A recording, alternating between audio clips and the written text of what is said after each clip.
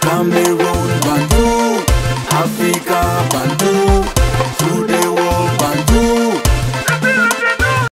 Si vous voulez que le président de la fédération finisse en prison, il faut venir avec les preuves. C'est-à-dire, c'est filouterie d'hôtel, c'est ceci, c'est cela. On raconte des choses. Mais le président de la fédération camerounaise de football n'est pas la fédération camerounaise de football. Il incarne une institution. Donc, ne confondez pas une personne physique et une personne morale. Avec vos gros diplômes là, vous n'arrivez pas à faire ce distinguo entre la personne physique de Samuel Eto'o-Fils et le président de la fédération camerounaise de football et pourquoi pas la fédération camerounaise de football. Vous n'arrivez pas à faire cela. Quand vous avez des trucs à dire, vous sortez où on va parler maintenant vraiment, ils ne nous connaissent pas, on a les médias, on a ceci, on a des journalistes. Non, vous avez des brigands, ce ne sont pas des journalistes. Vous avez des gens qui utilisent les plumes pour braquer, pour raconter du n'importe quoi. Vous avez des gens qui écrivent des livres juste pour faire plaisir aux gens qui ont vu leur conteneur bloqué parce qu'il faut qu'ils payent des droits de douane. C'est ça qu'il est question. Vous avez des gens qui ont utilisé le football pour stocker de l'argent aux gens. Vous avez des gens qui disaient qu'ils étaient les présidents des clubs, qui détenaient le club juste parce qu'ils attendaient la subvention pour aller construire des maisons, ouvrir les restaurants, les salons de beauté aux femmes.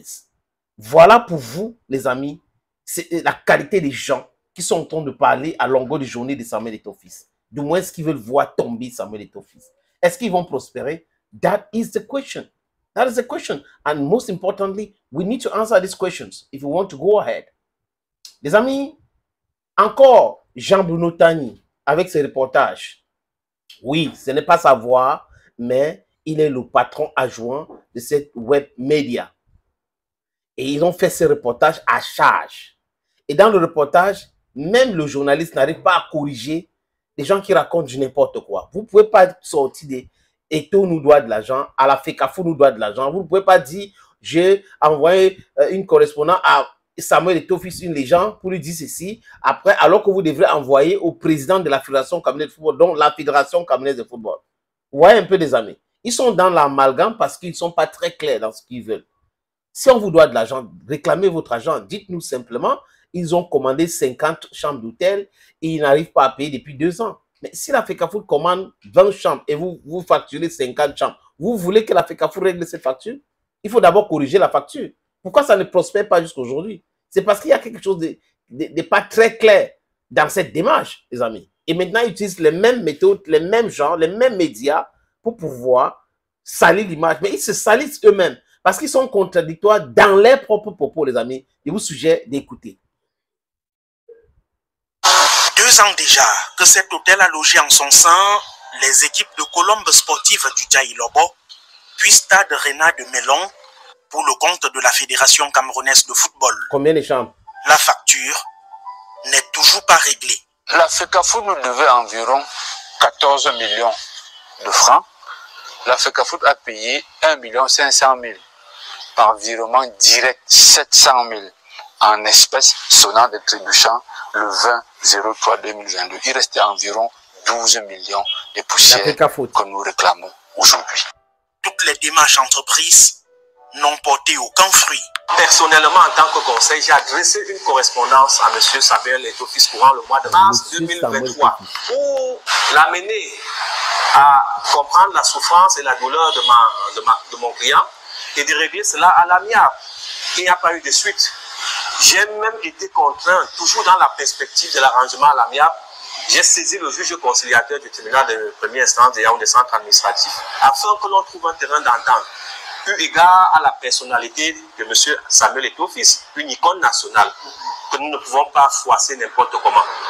Malheureusement, une fois de plus, il a brillé par son absence. Et en tant qu'auxiliaire de justice, nous n'avons pas eu de choix que de saisir la justice au moyen d'une citation directe pour filouterie de boissons et filouterie d'aliments. Et une fois le tribunal du centre administratif de Yaoundé saisi, la première audience s'est soldée par des menaces. Quand on sort de l'audience, c'est pas important l'autre là. Quand on sort de l'audience, il y a une femme qui est venue me dire c'est toi qui as porté plainte contre Samuel Eto'o-Fils, c'est toi qui as fait ceci, tu vas voir ce qu'on va te faire. Ça, ce sont les petits mots. Ça, c'est les chantages inutiles. Ça, c'est des choses qui ne cadrent pas. La loi, vraiment, c'est pas intéressant cela. C'était qui? Comment? Pourquoi? Les amis, le propriétaire dit quelque chose, le conseil dit autre chose. Donc, ils ont porté plainte contre qui? Samuel Eto'o-Fils. Et le propriétaire demande son argent à qui? À la Fédération camerounaise de football. Le conseil parle de qui? De Samuel Eto'o-Fils en tant que personne icône nationale. Donc, vous voyez que il faut qu'ils se concertent bien avant de faire leur enquête là. Leur enquête soi-disant journalistique. Parce que ça ne cadre pas. C'est un peu, c'est éparpillé là. Les idées sont, ou c'est la FECAFOOT, ou c'est Samuel Eto'o-Fils. Entendez-vous très bien. Entendez-vous. Parce qu'on ne comprend pas en réalité de quoi est-ce qu'il est question ici. Aïe! Aïe! On peut être comme ça.